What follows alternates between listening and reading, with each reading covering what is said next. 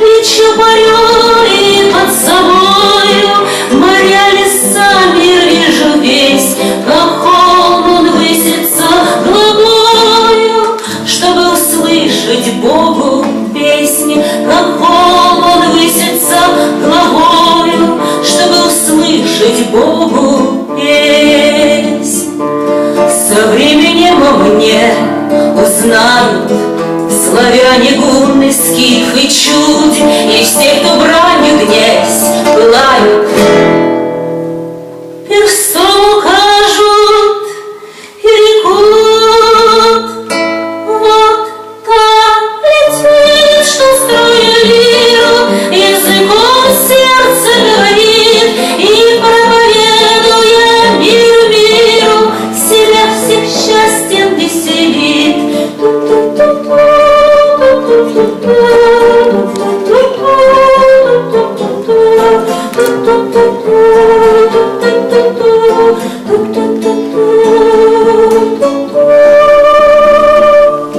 Необычайным я парением от тлена мира отделюсь, с душой бессмертною и пением, как лебедь в воздух поднимусь.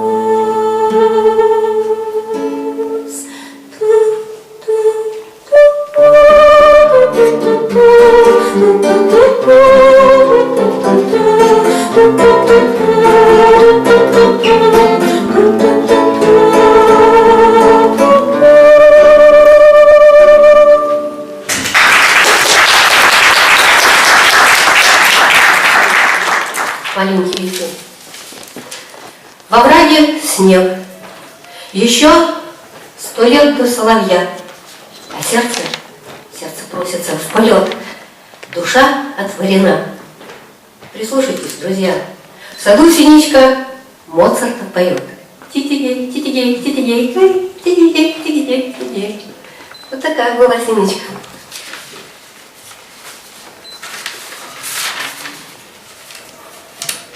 Ну вот и весна, господа. Не верится даже. Дождались. Остатки сугробов замаскировались под комья земли, но вода течет из-под них. А от вип остался ведь есть каверзный ветер. К высокой трубе он хвост дыма подвесил, направленный строго на юг. Вчера еще скованная льдом, сегодня оттаяла лужа. И попеременно то солнце, то стужа ее сушают с трудом. Всюду подсохло почти, и пыль поднялась стеною, и мусор, оставленный в спешке зимою, не может спасения найти и вьется подобно смерчам.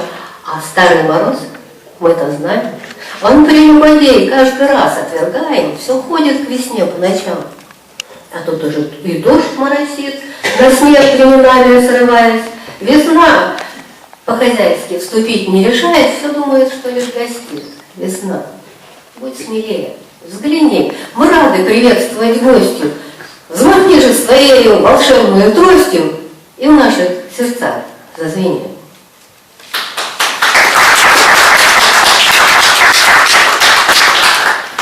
Отрывок из большого произведения «Времена года» называется «Годоворот». Вот что касается весны. Веселой струйкой оттепель щекочет крышу дома, и нотки робкие капель, что так давно знакомо, нам подоконник дребезжащий роняет все смелей и чаще. Кто там? Дыхание новизны, подобно вздоху спящего ребенка, смешавшего редеющие сны. Мороз еще играет на гребенке метелей, только он уже отвергнут. И лишь березовый, пьянящий сердце вермут его, пожалуй, может успокоить.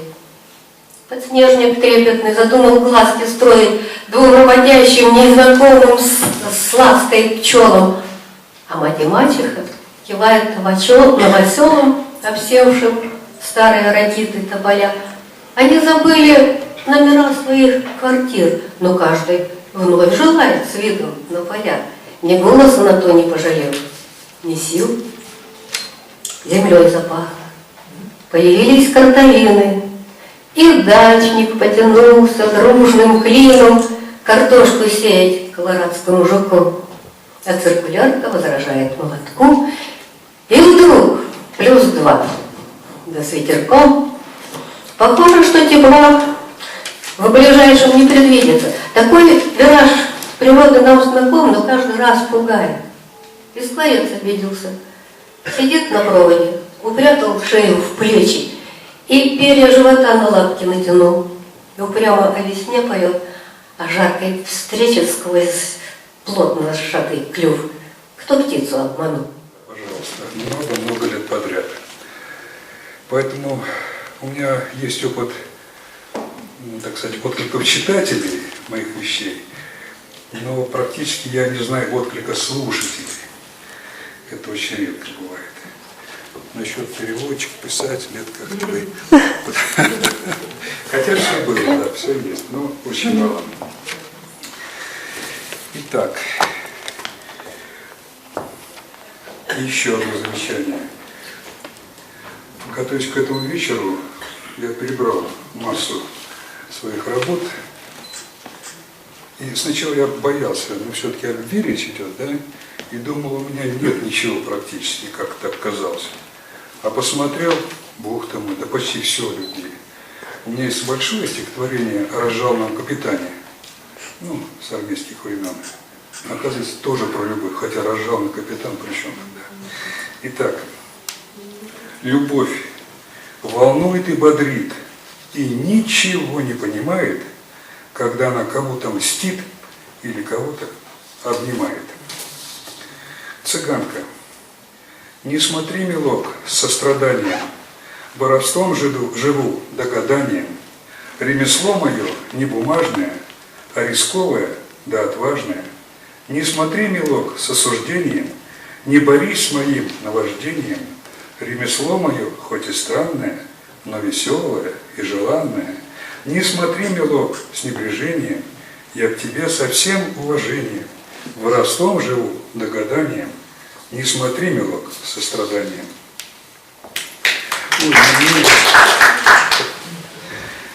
Красная косынка, светлая душа, ах, соседка Зинка, больно хороша. Серенькая кепка, взгляд, как острый нож. Парень ее Федька, больно нехорош. Больно или не больно, но сошлись, живут. Вольно или невольно, строят свой уют. А могло ли иначе? То-то и оно. Ночью кто-то плачет, кто-то пьет вино. Оглянусь на освещенное окно, хоть на миг, хоть на секунду оглянусь. Это как бы запрещенное кино. Я на большее сравнение не решусь. Я на большее сравнение не решусь. Мне на большее таланта не дано. Хоть на миг, хоть на секунду оглянусь. Оглянусь на освещенное окно. Спасибо. Спасибо, Анатолий Иванович. Но поскольку вы сказали, что я еще и переводчик, у меня есть одно стихотворение. Хотите, прочитаю? Давайте. Болгарское. Давайте, да, будет интересно. Пожалуйста, только в микрофон, Да, чтобы всем было слышно. Сейчас, секундочку. Я прочту два стихотворения. Мне хочется тебя назвать собой и на лице твоем улыбку видеть, способную волнение не выдать, удвоенная внутренней борьбой. Как месяц и осколок, эта часть любви лежит на бархате сознания, другая пронизала мироздание, и ей по силам вечность или власть. Какого цвета любовь? Об этом, наверное, кто-нибудь из вас задумывался. Мне кажется, что любовь – это спектр. В ней есть цвета от легких, светлых до тяжелых и темных. И любая любовь, если можно так сказать тавтологически, любая любовь, настоянная на какой-то искренности и приверженности, ей достойно существования, в том числе любовь к природе. Так что я прочту еще одно стихотворение, природное. Теплый вечер зарю окрылил, обнадежил ее тишиной и пунцовую краску разлил изумительно ровной волной. Оглянись, как сгущается даль, если против заката шагать.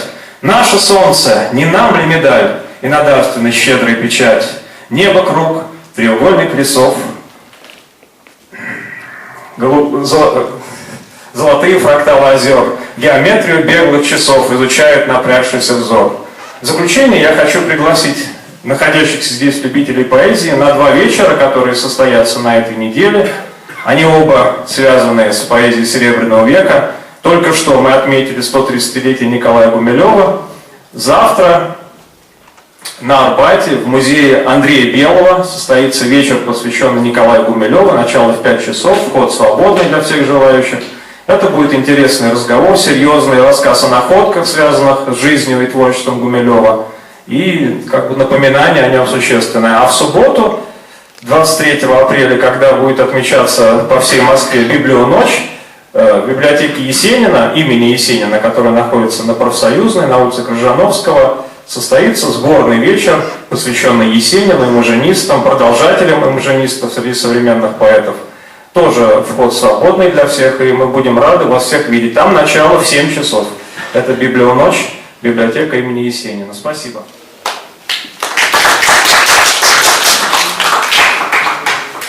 Ты дала мне яблоко лесное, горькое, зеленое, земное.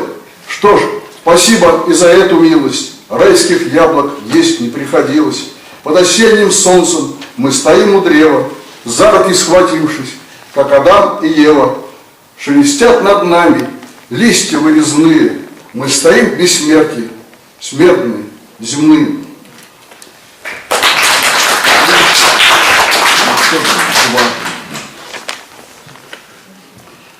Ночная река, расширяясь, беззвучно уходит во тьму. Там что-то дрожит и пульсирует слева. Поток замирает и низко склонилась к нему. Бессонница серое, голое древо. Тяжелая птица сутула сидит на суку. Из мрака во мрак переходит неясная нежить. Прихлынет волна про любовь и тоску. Отхлынет волна про разлуку и нежность. Такая любовь, что и ельник горбатый, колюч. Такая разлука, что реку сгибает в излуку. Сквозь черную воду мерцает серебряный ключ. И больно туда опустить ослабевшую руку. Как страшно река обрывается сразу и вне любых оговорок. Всплывает изглоданный ревностью камень. Дробится луна на беззвучной покатой волне. И рыбы плывут, и луну задевают боками.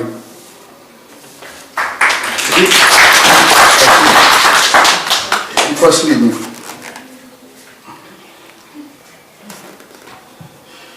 Последний трамвай, золотой вагон, его огней перламутр, этих ночей густой самогон, и это похмелье утр, как будто скатилось с горы колесо и стало среди огня, как будто ты, отвернув лицо, сказал: живи без меня.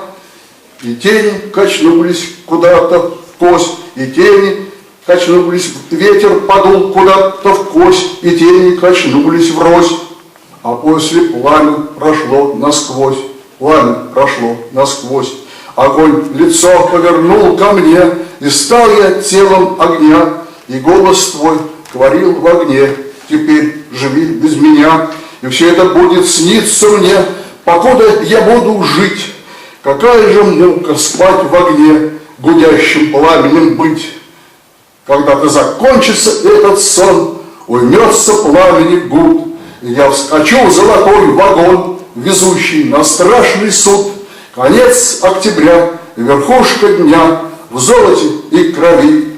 Живи без меня, живи без меня, живи без меня, живи. Увидела тебя, и за прохожим так бежала, как будто с ним уходит жизнь сама. И люди, что отмечены похожестью твоей, шарахались, вставали на дыбы, а после заглянуть пытались в глаза мои, не видящие их. Тускло в комнате не огонь светит, а 2 зеленых глаза по обрывкам фраз и бумаг спешит, как испуганная мышь, разговор. Сумерки наплывают, тихо, ветер мимо окна бежит, растворенного, понимая шаткость кубиков слов, пирамид. в этой комнате в трудные игры играют. А мне оковы нетерпимость, весы суждений и молитв, быть может, губ тепло и нежность пробьют, о, лбом в гранит. Обречена на слишком, слишком твой ясен лоб, а я не люблю дописанных строчек и веских слов.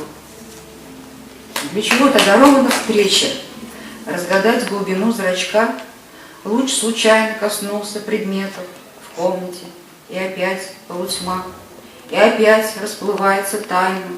Оттого закрывают глаза, приближая уста, что знают, где-то рядом стоит судьба.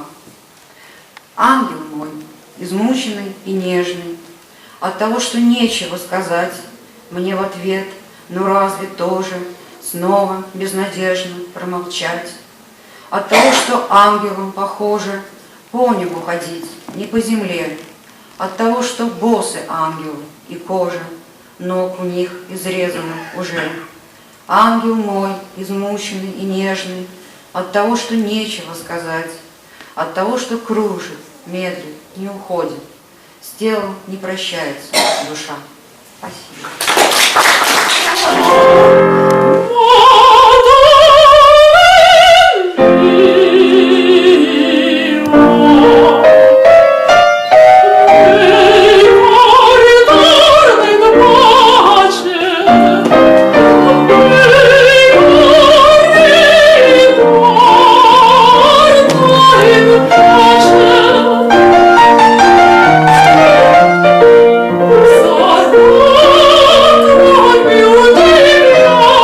Sarà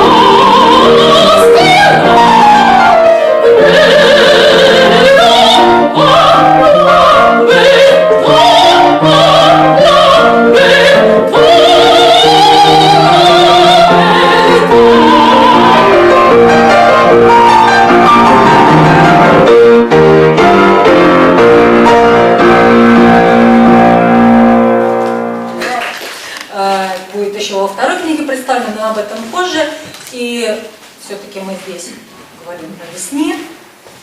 После такого, вдохновенного пения.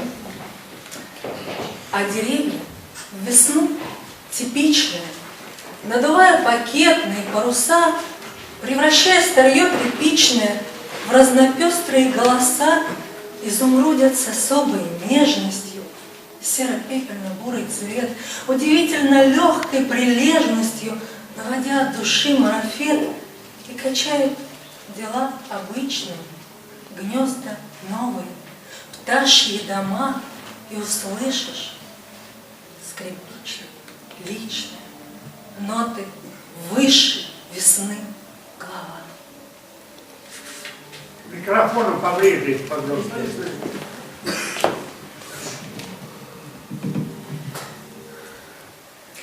Я сегодня пирую, вкушаю весною молодою, караваю в хлебов с полполудня до заполночь в ночь, запиваю вином, умываюсь святой водою, всем распахом нутром набираю смоковную радость и сочь.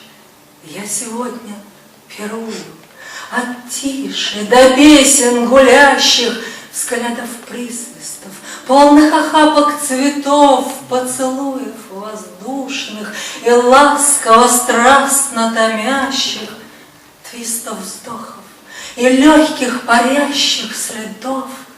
Я сегодня пирую, шикую по-мартовски смело, свет заря ворожит, опрокинуло солнце в купель. Нам с весной заодно это сыто-голодное дело пережить предстоит, и над чем-то смеется апрель.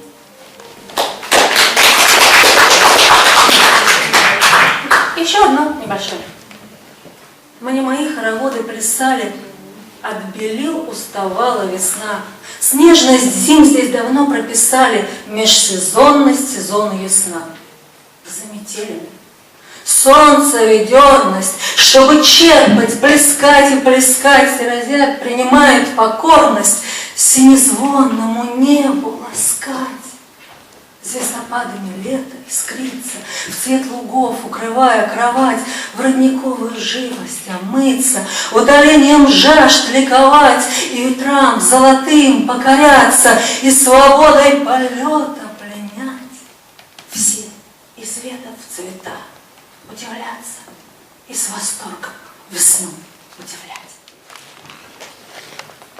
Бегут ручьи весеннего извода, и речи страстно темные бурлят, ревнуя к слову свет, спешит природа южнейшим цветом напитать твой взгляд, который севером омыт, который острейшей кистью отворяет поры всем, кто способен любить, не дыша. Ожили линии карандаша, и живопись, и жест животворящий, истекший полем солнца дрока, разбудит в нас ребенка и пророка, и слово вещее душа обрящет, но затаит его до срока.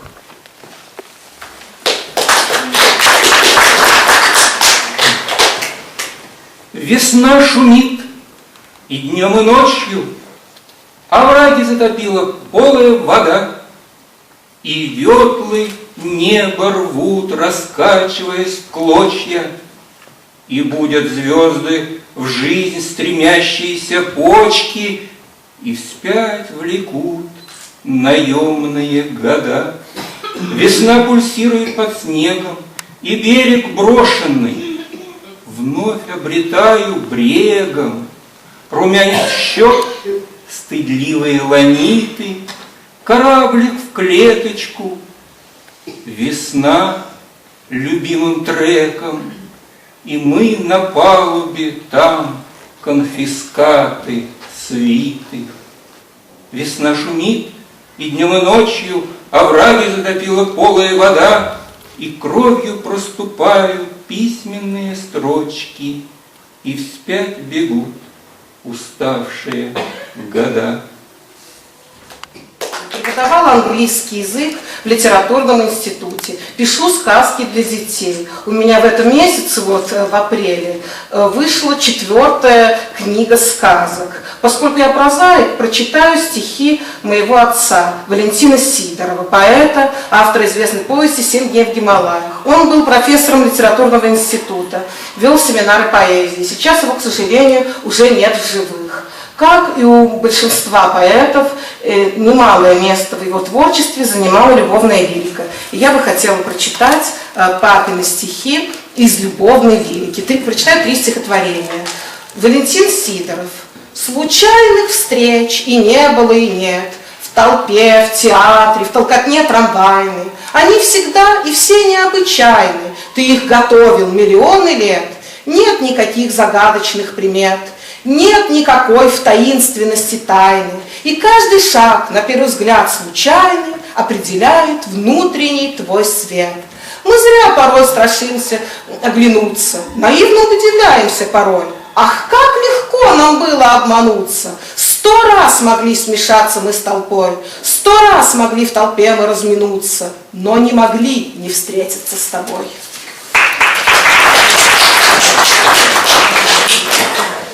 Любовь оправдывает все, как цель оправдывает средства. Но мне подсказывает сердце, не все оправдано, не все. О, этот лозунг знаменитый, 100 крат повторенный, 100 крат. У вас, отцы иезуиты, его берем мы на прокат. И мы приветствуем разруху, и нам порой ничуть не жаль, что обрекаем на разлуку, что предрекаем мы печаль. Сомнения смутные свои мы от самих себя скрываем и все-таки подозреваем неправоту своей любви. С самим собой наедине, в тиши ночей я представляю, как мучиться я заставляю, и сам я мучаюсь вдвойне. И почему я злу причастен, и почему я так привык, что строю счастье на несчастье, на отрицании других, или любовь себе верна?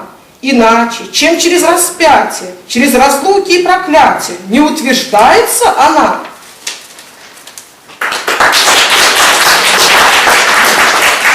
Наталье Николаевне Пушкиной. Строками, полными печали, вам обращались с давних пор, вас укоряли, обличали, вам выносили приговор язвительный, и в заключении читали проповедь опять. То снисходительно прощение изволили вам даровать, вас поучали столь исправно, как будто право обрели звать не Натальей Николаевной, а фамильярно Натали, как будто вправду стих наш дальний, и наши грубые персты коснуться смеют вашей тайны и вашей грустной красоты. Но глохнет ропот монотонный, а мне довольно одного. Вы были пушкинской Мадонной, вы были музою его. Среди сомнений неотступных неколебим и чист ваш храм. В строках, как небо недоступных, и словно небо близких нам, запечатлен ваш облик тонкий, волшебный отзвук ваших слов. Все остальное кривотолки, да зависть праздная умов. Кошка сидит у окна, а за окном зима. Кошка совсем одна, а за окном дома. В доме напротив кот тоже сидит у окна. Снег за окном идет, кошка едва видна. Кошка сидит у окна. Кошка совсем одна, кошка едва видна. Боже, когда же весна? Ну и еще несколько коротеньких.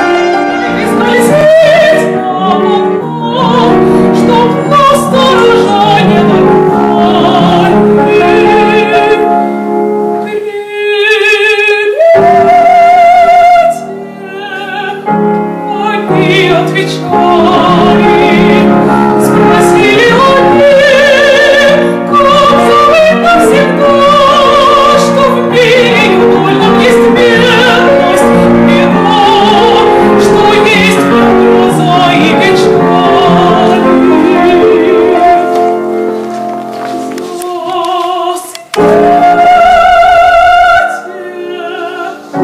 Они отвечали, спросили они, как красавиц привлечь без чары, чтоб соли воскресная речь роднила в объятия море.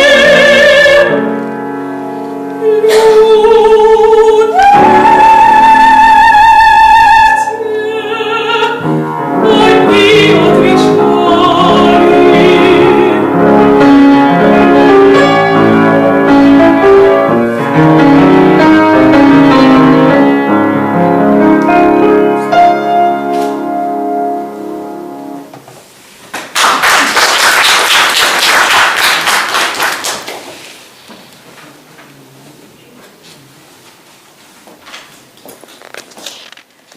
Утром небрежно туманы дымкой окутают город, лечишь душевные раны, сердце стучит, будто молот. Светом машин автостраду серый асфальт освещает, ищешь желанию награду, боль от разлуки растает. Словно туман Андромеды в жизни случаются пятна. Друг мой, давай до победы, жизнь наша дико занятна. Дымом уйдет и растает утро холодного в серость. Двое любви ожидают за чередою проверок. За вереницей железной светится фарой дорога. Светлой, надежной и верной будет любовь, что от Бога. Спасибо. А сейчас песня «Камин».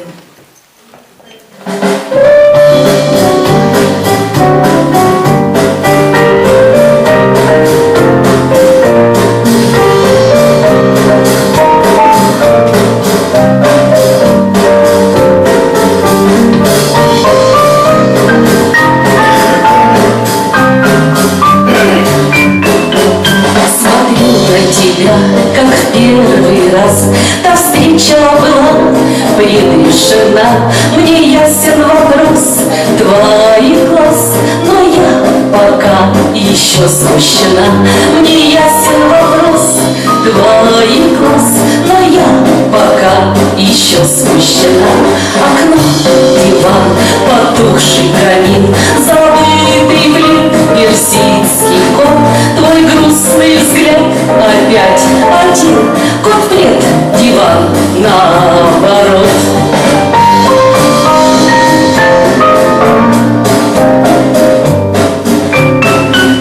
Я знаю, ты ждешь, я дам ответ. Пока я с тобой, тепло мне так, волнение твое, дым сигарет.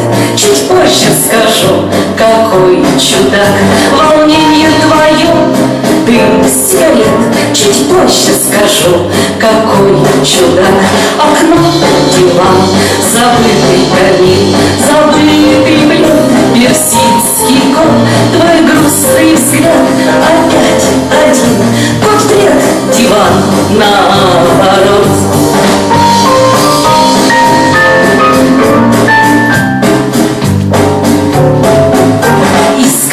Давно такую, как я, ходила и я по этой земле. Струится в окно свет фонаря, а я прижмусь поближе к тебе. Струится в окно свет фонаря, а я прижмусь поближе к тебе. Окно, диван, зажженный камин, уютный плед, персидский кот, твой нежный взгляд. Ты не один, моя любовь с тобой живет. Моя любовь с тобой живет.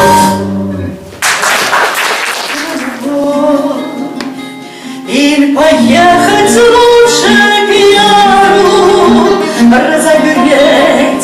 ночам